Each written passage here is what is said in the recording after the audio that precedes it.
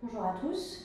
On va aborder le sujet maintenant donc, de l'épicondylite et on va essayer de répondre à la question: le traitement chirurgical permet-il une reprise plus rapide de l'activité?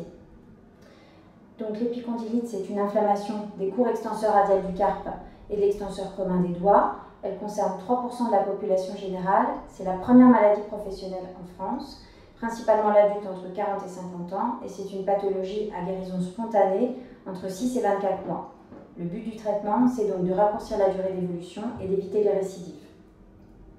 La physiopathologie, donc il s'agit d'un défaut de vascularisation locale au sein de l'anthèse du tendon, associé à un excès de contrainte qui va entraîner des micro-ruptures.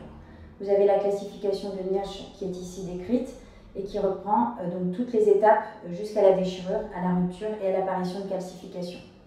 L'extenseur radial du carpe est toujours atteint puisqu'au niveau de son anthèse, il y a une zone de faiblesse vasculaire qui fait que c'est un tendon prioritairement atteint dans les épicondylites. Ce qui va être très important, ça va être de rechercher les gestes répétés qu'effectue le patient afin de pouvoir les corriger puisqu'il s'agit d'une tendinopathie dégénérative, et bien interroger le patient sur son équipement puisque c'est principalement en raison d'un équipement inadapté que se déclenche cette pathologie. Le diagnostic clinique, il est simple, c'est une douleur à la palpation des épicondyliens, une douleur lors de leur mise en contraction, ainsi que lors de leur étirement passif.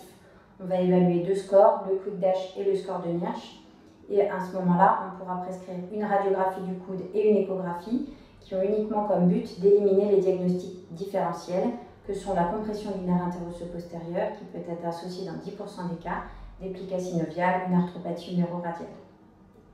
Une fois qu'on a confirmé le diagnostic, on débute un traitement médical par une infiltration de corticoïdes sous échographie par des radiologues expérimentés.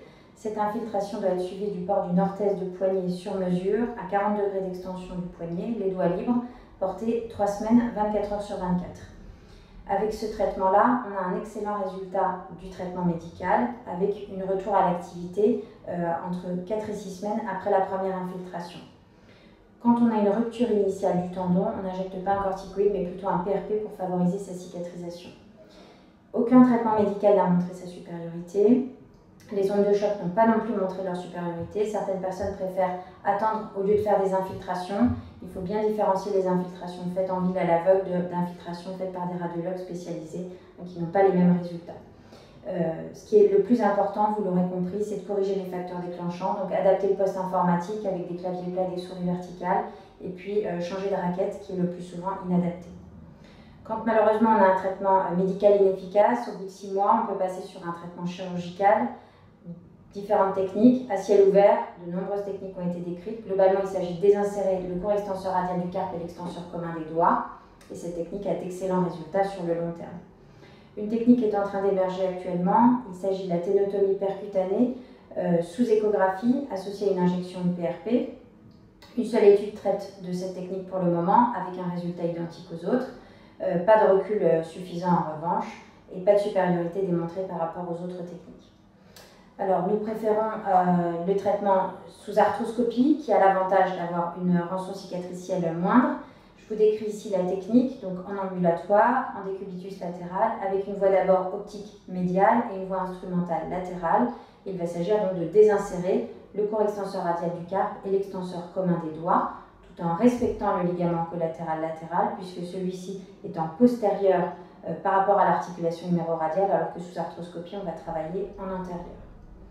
Ici, une petite vidéo montrant donc la technique chirurgicale. Donc là, on est sous arthroscopie, l'articulation huméroradiale qui est donc explorée.